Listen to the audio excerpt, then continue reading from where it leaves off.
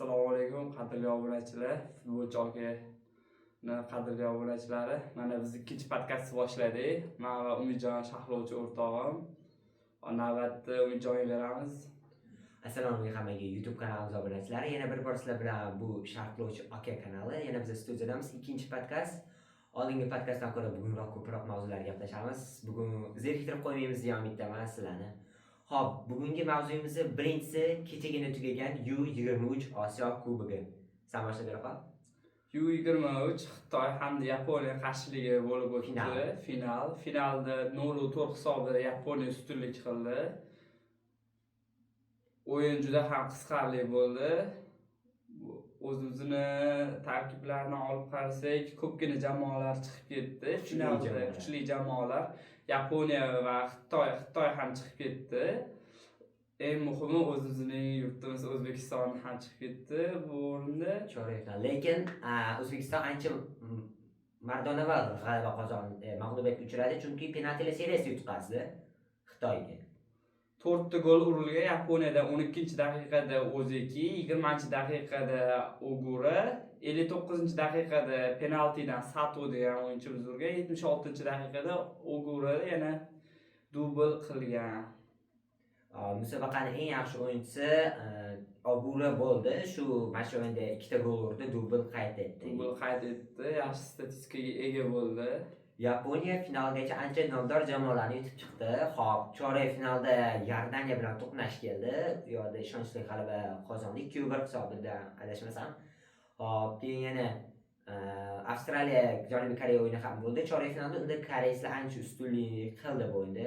Va Yaponiya vaholanki Koreya bilan o'ynadi. Yaponiyani bu yerda ham ancha ustun edi. To'g'ri o'yin penaltilargacha bordi, lekin Yaponiya ancha kuchli edi. Shu o'yinda penaltilar seriyasida bitta ajoyib voqea bo'ldi. Xullas, darvozabon koptoni qaytardi, lekin to'p havoga chiqib yana qaytadan darvozaga kirib ketdi va hisobga olindi. Shu borada Yaponiya finalga chiqib ketdi. Xitoy yo'li ham juda ajoyib bo'ldi. Xitoy O'zbekistonni, ya'ni bizani afsuski chorak finalda penaltilar seriyasiga mag'lubiyatga uchrab chiqarib yubordi va Vyetnamni ham yarim finalda irodali g'alaba qozondi. Play-offda hozir ko'rishimiz mumkin. Yaponiya va Bruk finalda chiqayotgan, bu yerda O'zbekiston chiqib ketgan, bu yerda Xitoyni ham chiqarib yuborishdi. Finalda ikkinchi o'rin. Ya'ni 3-o'rin uchun bahs ham juda ham ajoyib bo'ldi. Vyetnam irodali g'alaba qozondi, chunki Koreya bilan fenomenal o'ynadi. 67-daqiqasi Vyetnamni bir kishi kam bo'lib qoldi. Ya'ni eng lider o'yinchisi jamoani sardori Vyetnamliklardan qizil kartochka oldi va maydonni tark etdi. 1 daqiqa qolgan edi, g'alaba Vyetnamning cho'ntagida edi deyarli, lekin koreyalik futbolchilar 1 daqiqa o'yinda qolganda gol urib ketishdi va o'yin ekstra taymlarga o'tildi. Ekstra taymlarda esa Koreya bu sondagi ustunlikdan yana bir bor foydalana olmadi va oxirida o'yin penaltilar seriyasida hal bo'ladigan bo'ldi. Penaltilar ham juda ham ajoyib bo'ldi. Ketma-ket 6 ta gollar umuman xatosiz urildi. Oxiri 7-zarbani Vyetnamlik darvozabon qaytardi va shu bilan qahramonlikka erishdi. Shunda Umidjon, biz play-off final o'yinida Yaponiya hamda Vyetnam qarshiligini ko'ramiz, xudo xolisa. Yo'q, bo'ldi, musobaqa tugadi. Kecha tugadi deb Yaponiya chempion bo'ldi. Yaponiya 3 karra chempion, mutlaq chempionchiga aylandi. Hop, endi kechagi o'yinlarni gaplashadigan bo'lsak, Liverpool Dortmund. Ikkinchi o'yinimiz Dortmund hamda Liverpool. Liverpool ham juda katta obro'li komanda Angliyada, lekin Dortmundga boy berib qo'yildi. O'yinda taktikalar jangida xato bo'ldimi? Bu yerda gollarimizni ko'rishimiz mumkin. Dortmundda Evelinson 26-daqiqada, Jimenez 33-daqiqa, Adli 90+5-daqiqada gol urgan. Liverpool tomonidan Van Dijk 45-daqiqada, Soboslay 80-daqiqada gol kiritilgan. Liverpool o'tgan mavsum APL chempioni bo'lsa ham bu mavsum uchun da'vogarlar ro'yxatidan chiqib ketdi, chunki jamoa 4-o'rinda yuribdi. Agar yana bitta tushib ketadigan bo'lsa, keyingi yil hattoki Chempionlar Ligasida ham qatnashmasligi mumkin Liverpool katta ehtimoli bilan. Arne Slot bu mavsum juda qiynalibdi, ayniqsa Arsenal hali mavzuyimiz bor. Chempionlar Premier Ligada hech kimga imkoniyat qoldirmayapti o'tib ketish uchun. Premyer Ligada hozir taqvimga qaraydigan bo'lsak, hamma jamoalarning orasidagi ballar ozgincha razlitsadan o'ynaydi. 1, 2 yoki 3 balldan uni katta razlitsa yo'q, zichlashib ketgan. Ko'rishimiz mumkin, Premyer Liga eng kuchli liga, shuning uchun raqobatdosh komandalar ham ko'p. Liverpool, Manchester City, Manchester United, Arsenal, Tottenham va hokazolar. Bizning yana bitta asosiy mavzuimiz Real Madrid. Kechagi o'yinda va Real Madrid Arbelola qanchalik o'zgartirdi Real Madridni. Arbelola birinchi o'yinida to'g'ri yutqazib qo'ydi. Albantega qarshi 0-3 hisobida Real Madrid yutqazdi. Bunga ko'pgina qator sabablar bor edi. Ko'pgina zborniy o'yinchilar, asosiy tarkib o'yinchilar kelmagan edi hamda zaminada o'yinchilardan tushishga majbur bo'ldi. Bunda olib sanaydigan bo'lsa, taxminan 6 tacha o'yinchi yo'q edi. Darvozabon Kurtova ham u yerda yo'q edi. Uning o'rniga darvozabon Lunini tushgan edi. Lekin hozir o'sha o'yinga Arbelola o'zini ko'rsatishni boshladi. Bappega nima degan bilmadim, men kecha o'yinni jonli ko'rdim. Real bilan ishonchli 2-0 hisobda g'alaba qozondi Real. Bappega nima degan bu Arbelola bilish qiyin. Pressingga boryapti. O'yinni boshlanishi bilan agar ko'rgan bo'lsanglar, Vini bilan Bappe sirasi pressingga boryapti. Uje o'yinni 10 soniyasida Villarrealdan kapitonni sirasi olib qo'yishyapti. Yana bitta vaziyatda ko'rishingiz mumkin edi, agar ko'rgan bo'lsanglar, Bappe himoyaga qaytishga ulguryapti. Hujum bo'ldi, qarshi hujumga chiqib ketyapti Villarreal va Bappe tezlikda yetib, hattoki pas berish uchun xato vaziyat yo'llantirildi. Yetib olgandan keyin uje Villarreal futbolchi pressingni noto'g'ri pas berib yubordi. Arbelola menimcha jamoani ancha o'zgartirdi. Meni o'zim bir shaxsiy fikrim bor. Xabi Alonsodan keyin jamoa ancha shakllandi va ochildi. O'yinchilar ancha bir-birini tushuna boshladi. Vinicius, Mbappeni oldingi prime vaqtidagi o'yinni keltirib berdi mana Arbelola. Hamda o'rtada pul zashtida Valverde hamda Arda Güler zo'r pas o'ynashdi. Toni Kroos oldin Toni Krooslarda ana ichkariga chiroyli paslar ko'rardik-ku, xuddi shunaqa paslar Valverde va Arda Güler qilyapti. Arda Güler bilan Valverde men o'ylashimcha bu oldingi Real Madrid Toni Kroos hamda boshqa pul zashtliklar o'rnini bosadigan yangi da'vogar. O'zi Kroos ketgandan keyin shunaqa futbolchi yetishmayapti, Arduni o'rnini menimcha ancha bosyapti. Shu Kroos o'rnini seziltirmayapti. Yana bitta fikr Real Madridda bu bilmadim, tasodif ham bo'lishi mumkin. Kelajak o'tmish takrorlanayotganga o'xshaydi. Chunki Real 2015-yili, aynan 2015-yili umuman sovrinsiz tugatgan mavsumni va oradan 10 yil o'tdi, yana sovrinsiz tugatdi. 2025-yil oxirlarida jamoaga Jose Mourinho keldi, ishlar yaxshi yurishmadi va bitta davrdan keyin ketdi. Zidane keldi, ketma-ket 3 marta 2016, 2017, 2018 g'alaba qozondi. Endi shunda yana bitta men nima demoqchiman? O'zim Real muxlisiman, tan olib aytaman, lekin bu katta tasodif bo'lishi mumkin emas. Aytishadi, bu tasodiflar tasodifan bo'lmaydi. Endi xuddi shunaqa ish bo'ldi 2025-yilda ham Xabi Alonso keldi, birinchi davrida uncha yaxshi ishlar yurishmadi va jamoani tark etdi va o'rniga Arbelola keldi. Agar bu tasodiflar rasman o'xshab qolsa, Real aniq aytolmayman, ketma-ket 3 martacha yana Champions Ligasini yutishi mumkin. Bunaqa tasodiflar bor. Hamda Villarreal Madrid kechagi uchrashuvda 47-daqiqada Mbappe gol kiritdi. Ikkinchisini 90+4 penaltida Mbappe gol urdi. Dubl qayd etildi. Mbappe Ispaniyada yaqqol to'plar bo'ldi. Hattoki o'zini ta'qibchisi Ferran Torresdan 7 ta gol o'tib ketdi. Ferran Torresda 11 ta gol bor.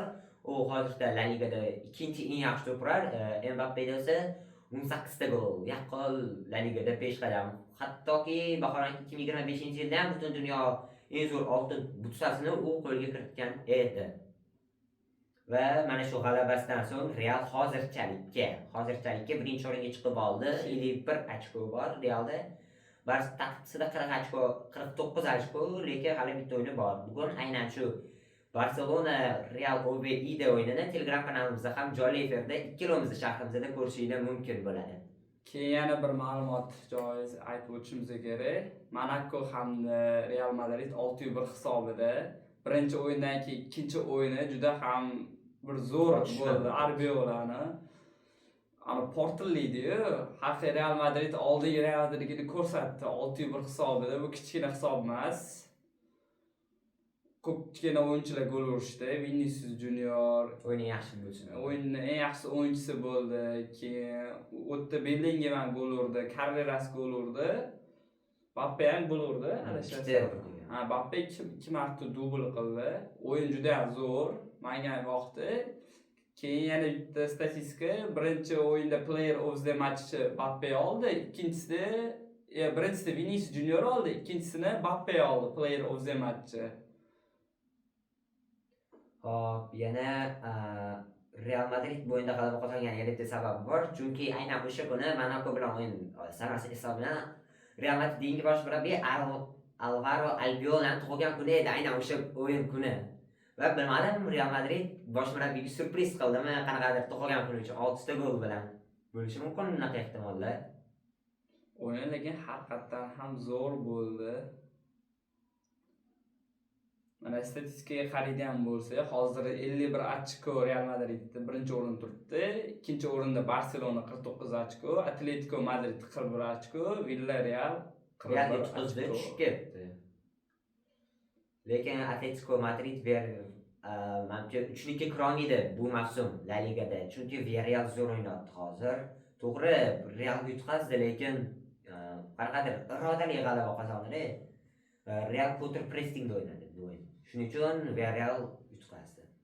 Arbiola ham Xabi Alonso bilan yoshi teng bo'lsa ham, lekin Arbiolani o'yinni qarash, statistikalar, o'yinchilarni bir-biri bilan tushunish, paslar, pressing bo'yicha ancha aqlli deb o'ylayman. Chunki ko'ramiz, Mbappe Hamza ishtiga qaytyapti, kaptonni oldirib qo'ysa, pressing ham qilyapti. O'sha taktikalari menga juda ham yoqdi. Endi bugungi o'yinlar, bugun juda ham ko'p qizg'in o'yinlar bor. Ko'p o'yinlar bo'lsa ham qizg'inlari bugun mana shu kunda hammasi jam bo'lgan. Boya aytganimdek, Barselona Real Oviedo o'ynasa, APLda ham markaziy o'yin bor. Biz uchun yaxshi paytda soat 19:00 da Newcastle va Aston Villa o'yini. Bu ikkala jamoa Premier Ligada bu mavsum sensatsiyalar qayd etyapti. Biri 6-o'rinda, biri 5-o'rinda ketmoqda. Chempionlar Ligasiga chiqish uchun kurashadigan jamoalar bular ikkalovi, hattoki. Va yana bugungi kunning eng markaziy o'yini Arsenal Manchester United. Bu ikki jamoa haqida nima deysan? Arsenal va Manchester United hozir eng zo'r prime paytga chiqishyapti. Ayniqsa Declan Rice, Saka, yana hujumchilardan Martinelli, Odegaard ancha zo'r o'yin ochilgan. Manchester Unitedga olib qarasak, Bruno Fernandes jamoa sardori. Yaqinda derbida g'alaba qozondi ular.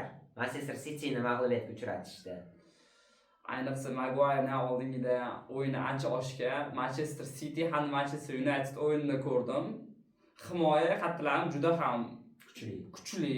Maguire, Patkatlever, Abduqodir Husanovga o'xshab juda ham yaxshi ushlashyapti. Martinez, yana Maguire va boshqa himoyachilar. Hujumchilardan Mbemo shu o'yinchi ham ancha zo'r o'ynayapti. O'ng qanotda jamoa lideri desa ham bo'ladi. Manchester Unitedda har bitta sohada bittadan kamida lider bor. Hujumda masalan Mbemo bor. Yarim himoyada Bruno Fernandes ancha ushlab bera oladi yarim himoyani, pressinglarni va himoyada ancha tajribali Maguire. Darvozaboni hozir ismiga kelmadi lekin. Va yana A Seriyada ikkita markaziy o'yin, biri 8da Juventus va Napoli o'yini. Hop, A Seriyaga to'xtalmaganmiz qicham. A Seriyada bu mavsum kim chempion bo'ladi deb o'ylaysan? A Seriyada bu yil ko'pgina jamoalar ancha yaxshi o'ynayapti. Juventusda yildiz ayniqsa zo'r o'zini maxsus bo'lishlari. Jamoani oldiga tortyapti. Juventus, Roma, Milanda Rafael Leao juda ham zo'r o'yinchi ham, portugaliyalik. Darvozabonlik ham ancha tajribali, Mike Mignan. Roma ham kuchli. Bu yerda ko'pgina bir qator jamoalar bor-da, lekin bittasini aytish qiyin. Bitta favorit yo'q.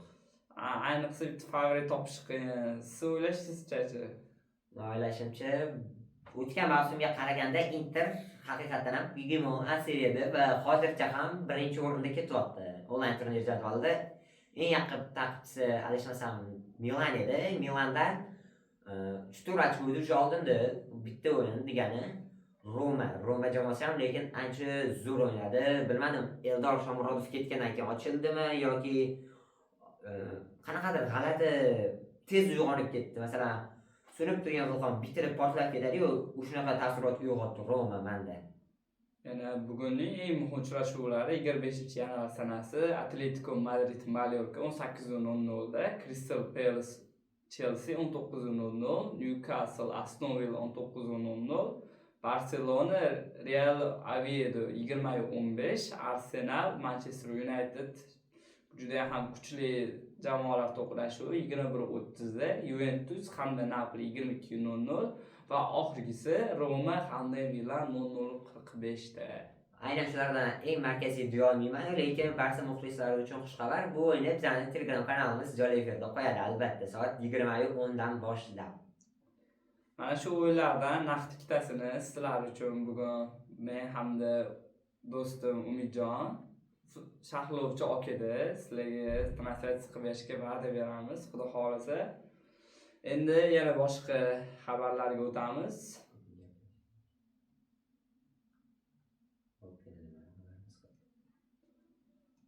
Menimcha hamma narsani gaplashdik.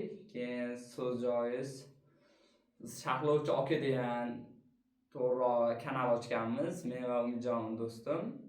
Shu kanalga obuna bo'lishlarini so'raymiz. YouTube'da, Telegramda ham bor. Instagramda barchasida bir xil qidiruv qilasizlar. Shahlovchi pastga chiziqcha aka. Barchasida aynan bizning kanallarimiz chiqib kelaveradi. Yana bitta mavzuyimiz qolib ketibdi. Bu yil qaysi chempionatda kim g'alaba qozonadi taxminla? Bu yil qaysi chempionatda? APLda kim? APLdami? APLda ham bir qator ko'pgina jamoalar bor. APLda meni o'ylashimcha, menimcha Arsenal kimdir e'tibor berishi mumkinmi? Masalan, ikkinchi o'rin, uchinchi o'rin uchunmi? Ikkinchi o'rin uchun Manchester City favoritlardan biri. Uchinchi o'rin uchun Liverpool demoqchi edim, lekin Liverpool bu mavsum juda ko'pgina inqirozlarga uchradi, mag'lubiyatlarga. Shuning uchun Liverpool deya olmayman. Menimcha Manchester United qo'ysa adolatli bo'ladi. Men o'zim La Liga uchun fikrim aytaman. La Liga juda ham qizg'in ketyapti. Aynan bitta jamoani hozir bu mavsum g'alaba qozonadi deb bo'lmaydi. O'tgan mavsum aytsa bo'lardi, haqiqatan Barsa gemon edi. Lekin bu mavsum La Liga ancha qiziydi.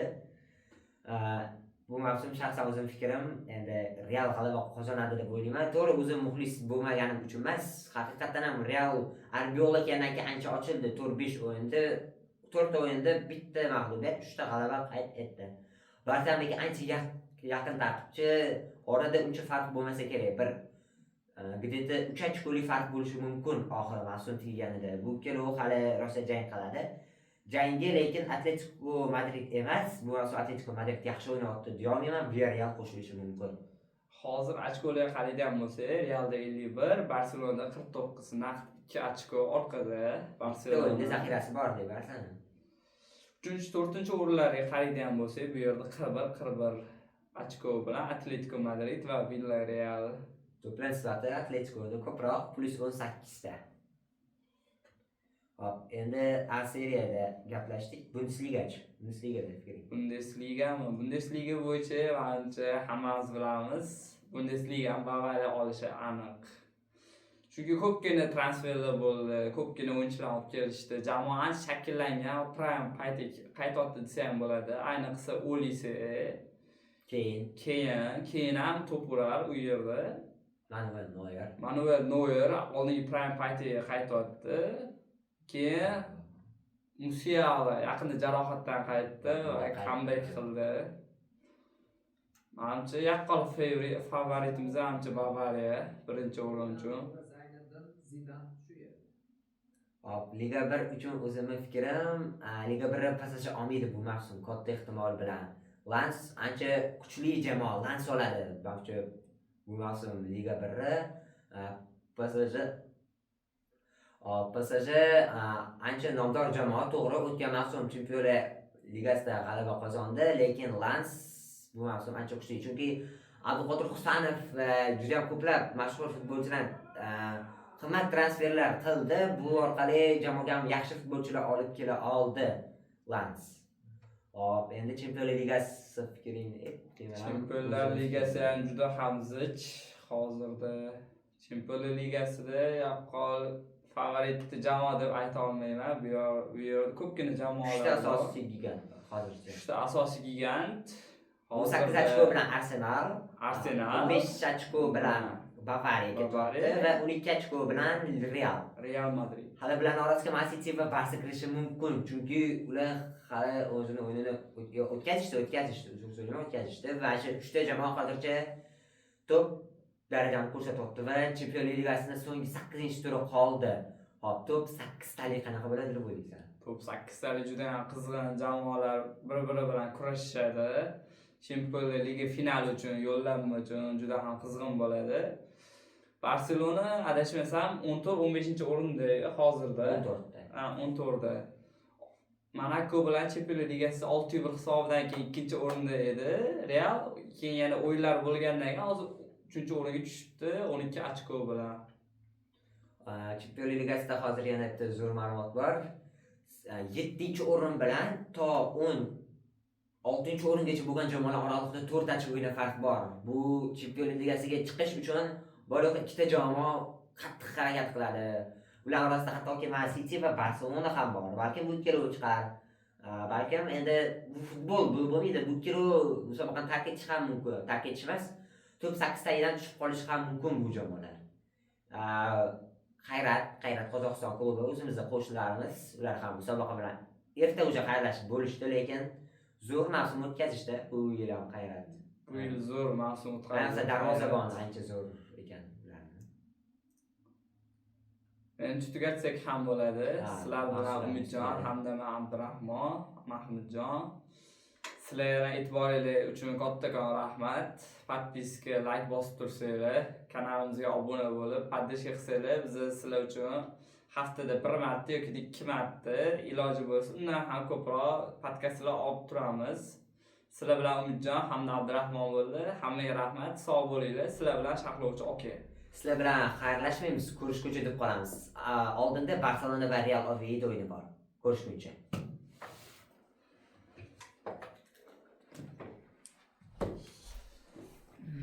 Akam bekor baqirib qoldilar.